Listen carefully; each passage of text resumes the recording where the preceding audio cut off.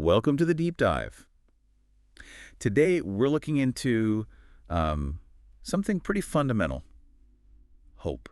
Right. Not just the idea of it, though. Exactly. We're moving past the abstract. We've got this great blog post from Future Tech Wise, and it gives us some really tangible, real-world examples of hope in action. Yeah, and the goal is to sort of see its actual impact, right? That's the plan. And what's really neat is the range. The post covers five very different situations. We're talking rural Kenya, San Francisco, New Zealand, the UK. and even a global view during the pandemic. It really shows how hope turns up in all sorts of places. Gives you a good sense of where we're headed. Should be interesting. So let's jump in. First up, Kenya. This story about Amina. Ah, yes, Amina, a 12-year-old girl. Her village, well, it had the usual problem once the sun went down. Things like studying just stopped. Right. Hard to imagine for many of us. Yeah. But she did something about it. She did. She actually learned about solar power online, apparently using borrowed data, which is amazing in itself. Wow. So initiative right there. Huge initiative. And it shows how, online learning can empower people anywhere. Then she used crowdfunding. Raising money online from lots of people. Exactly. Small amounts adding up. And she brought solar power to her whole community. It's a fantastic example of how these online tools, information, funding, they can really level the playing field. And the result is just light. For the whole village, kids can study. A tangible difference. The takeaway there really seems to be about individual belief plus access to these tools. It can create real widespread change. Definitely. Okay, let's shift gears. San Francisco. Technology and hope. How do they connect here? Well, this one's about an AI-powered app. It was specifically designed to help people experiencing homelessness. Okay, how does it work? It connects them with resources, things like shelters, food banks, maybe job opportunities, all in real time.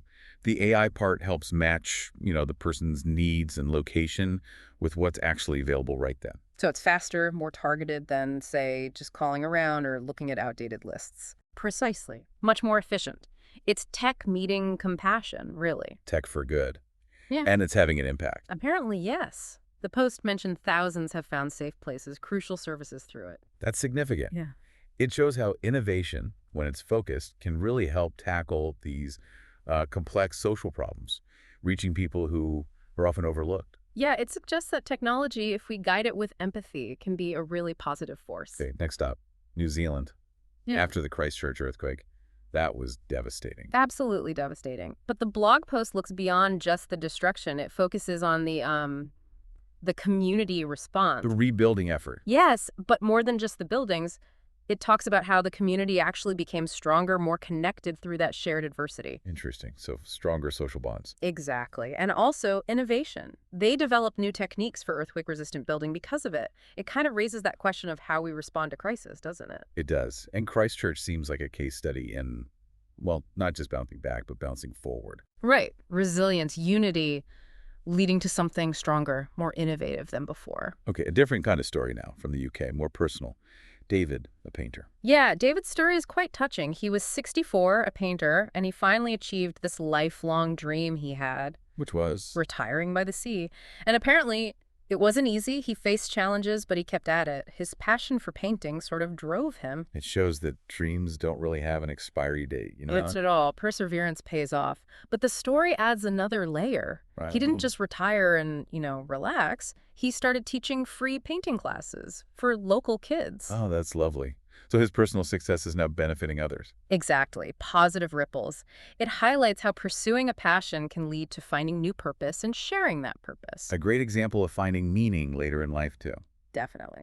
All right, finally, the blog touches on something we all experienced, the COVID-19 pandemic. Finding hope there might seem, well, tough. It might. But the post argues that if you looked closely, there were countless examples of unity. It mentioned one specific case, a neighborhood group that organized daily meals for like 50 seniors who were isolated. Little things like that were happening everywhere, weren't they? They really were. Neighbors checking in, musicians playing online, people delivering groceries for strangers. It showed this incredible adaptability, this collective support. The human spirit shining through, even in isolation. Yeah, enduring strength in dark times. So if we pull all these threads together, Kenya, SF, New Zealand, the UK, the global pandemic, what's the main takeaway from the blog? I think it's that hope isn't just, sitting back and wishing. It's active. It's a force. You see it in Amina's initiative, In the smart use of tech in San Francisco, the community resilience in Christchurch, David's personal perseverance. and that global solidarity during COVID, it takes many forms. And a blog wraps up by suggesting we should try to notice it more, right? This quiet, constant presence of hope around us. Exactly, which leads to a good question for everyone listening, I think. Go on. Well, which of these stories, these examples, really hit home for you? And maybe, how could you be a part of cultivating that hope in your own life, your own community? Something to think about. A great place to leave it.